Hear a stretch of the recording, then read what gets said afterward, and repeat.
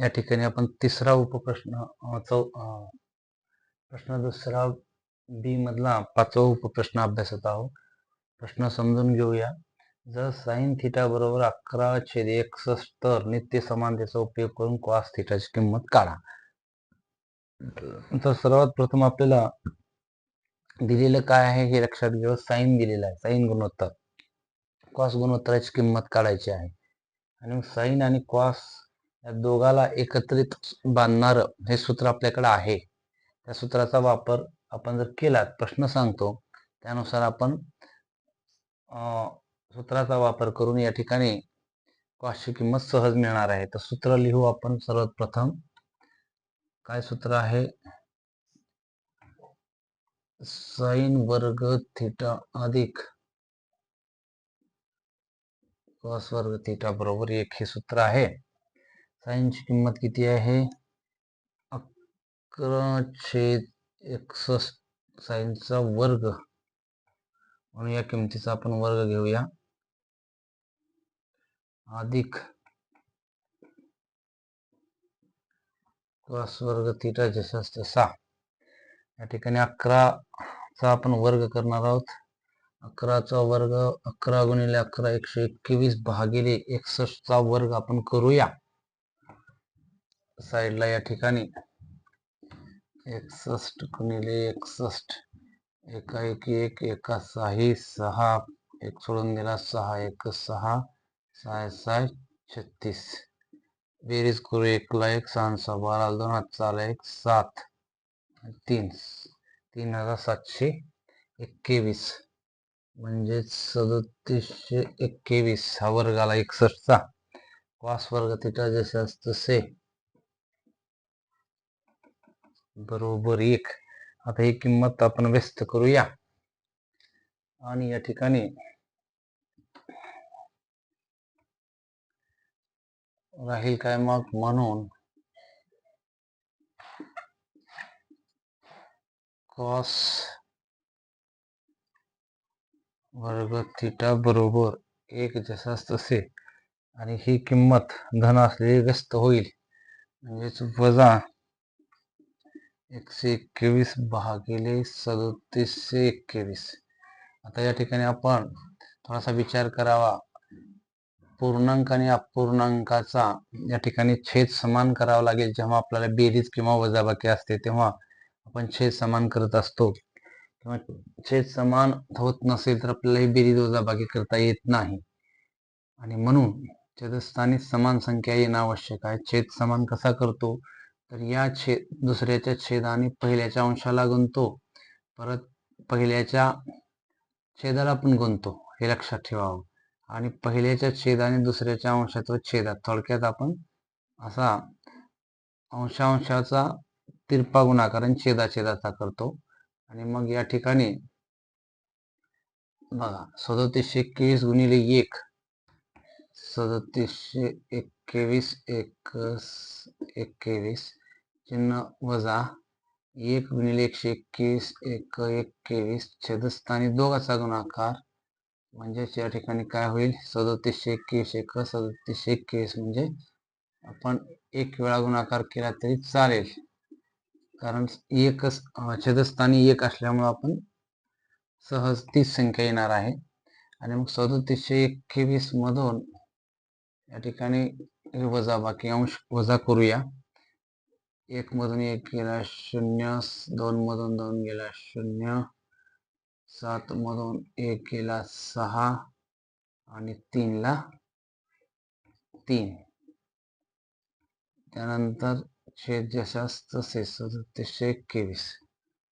म्हणजे आपल्याला उत्तर काय आलं? कॉस वर्ग थिटा बरोबर 3600 भागिले 3721. जर आपण आता हे वर्ग काढून टाकण्यासाठी दोन्ही बाजूस वर्गमूळ घेऊ. दोन्ही बाजूस वर्गमूळ घेतलं जातं. वर्गमूळ घेऊ आणि म्हणून काय होईल इथं? या ठिकाणी कॉस थिटा बरोबर वर्गमुळात 3600 भागिले 3721 म्हणजेच 36 हा कोण्या संख्येचा वर्ग आहे, त्याचा वर्गमूळ 6 आणि 2 शून्यापैकी 1 शून्य आपण देतो म्हणजे 60 आणि 3721 हा कोणाचा वर्ग 61चा आपण इथे मिळवलेला आहे आणि म्हणजेच उत्तर आलं आपल्याला. म्हणून cos थिटा बरोबर 60 भागिले 61.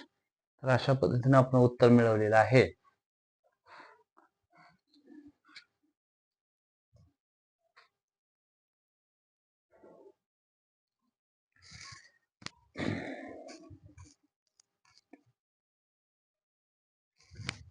विद्यार्थी मित्रांनो, आपण या ठिकाणी प्रश्न 3 ए हा कृतीयुक्त प्रश्न आहे, तो आपण पूर्ण करणार आहोत. तर अशा कृतीयुक्त प्रश्नामध्ये आपण उत्तर तिथंच असतं, आकृती किंवा यावरच्या खाली आपण स्टेप जर वाचन केला तर उत्तर सहज मिळतं. आणि म्हणून आपण थोडस निरीक्षण करूया, प्रश्न वाचन करूया. पहा प्रश्न 3 ए, त्यामध्ये कोणती एक कृती पूर्ण करायची, 2 कृती दिली जातात. आकृतीमध्ये XY हा समांतर आहे बाजू AC ला दिसते आपल्याला. हा त्रिकोण ABC दिलाय.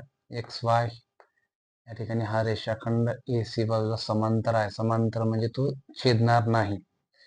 त्यानंतर काय काय दिले, जर 2AX बरोबर 3BX आणि XY ची किंमत 9 दिलेली आहे XY या रेषाखंडाची. त्याचबरोबर AC ची किंमत काढण्यासाठी कृती पूर्ण करायची आहे. आता आपण फक्त कृतीचं वाचन करू, आकृतीमध्ये निरीक्षण करू आणि उत्तर मिळवूया.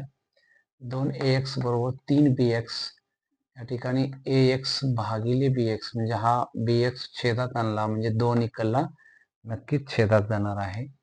इथं व्यस्त होईल, गुणाकाराची व्यस्त क्रिया भागाकार. त्यानंतर योग क्रिया केलेली आपण निरीक्षण केला तर या ठिकाणी योग क्रिया म्हणजे काय, योग क्रिया म्हणजे अंशामध्ये छेद मिळवला जातो. म्हणजे AX अधिक BX छेदत आणि BX जशास तसे लिहिला जातो. बरोबर 3/2 लिहून 2 परत अंशात मिळवला जातो म्हणजे 3 अधिक 2. त्यानंतर पुढे स्टेप आहे 3 आणि 2 5 छेदस्थानी 2. AX अधिक BX ची किंमत काय असेल, आपण आकृतीत निरीक्षण करूया. AX अधिक BX, AX अधिक BX म्हणजे पूर्ण बाजू AB मिळते, म्हणजेच आपलं उत्तर असेल AB. त्यानंतर 2 त्रिकोणाचं निरीक्षण करूया. त्रिकोण BCA हा मोठा व समरूप दिलेला त्रिकोण PYX हा छोटा.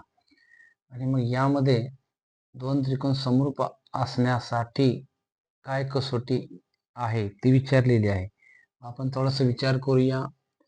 BYX हा छोटा आणि BCA मोठा, यामध्ये आपण कोणांची जोडी कोणती एकरूप असेल ती थोडंसं निरीक्षण करूया.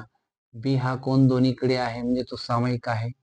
त्यानंतर इथं आपल्याला प्रश्नातच दिले XY समांतर AC ला, म्हणजेच या ठिकाणी हे संगत कोण एकरूप होणार आहेत.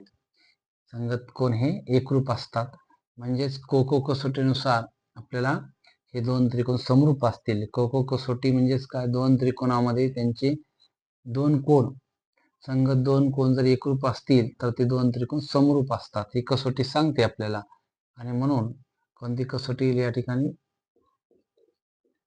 कोको कसोटी हे उत्तर असेल. त्यानंतर BA छेद BX बरोबर AC छेद XY समरूप त्रिकोणाची संगत बाजू आहे. त्या जर 2 त्रिकोण समरूप असतील तर त्यांच्या बाजू एकाच प्रमाणात असतात. AC छेद XY ची किंमत आपल्याला वर दिलेली आहे 9. मग इथं या ठिकाणी BA ची किंमत काय असेल बघा. BA म्हणजेच AB आहे ती 5 आणि 1 वरून, आणि BX ची किंमत आहे 2. त्यानंतर आपल्याला हे AC ची किंमत काढायची आहे. हा 9 आपण थोडंसं इथं कॅल्क्युलेशन करूया. AC बरोबर हा 9 इकडं 5/2, 9 हा भागाकारातला व्यस्त केला गुणाकारा जातोय तो, आणि 2 न आपण जर भागलात 2 1 2 बेचोक 8, 9च्या निम्म काय होईल 4.5. तर AC बरोबर उत्तर काय येईल या ठिकाणी 4.5 गुणिले आपण हा राहिलेला 5 गुणाकार करूया. 5 5 25ला 5 हातचे आले 2, 5 20 2 22, 1 अंकानंतर आहे इथं दिला, तर उत्तर असेल 22.5 सेंटीमीटर किंवा एकक जे आहे ते. अशा पद्धतीने आपल्याला हे आपण निरीक्षण करत गेलात तर हे कृतीयुक्त प्रश्न सहज सुटत असतात.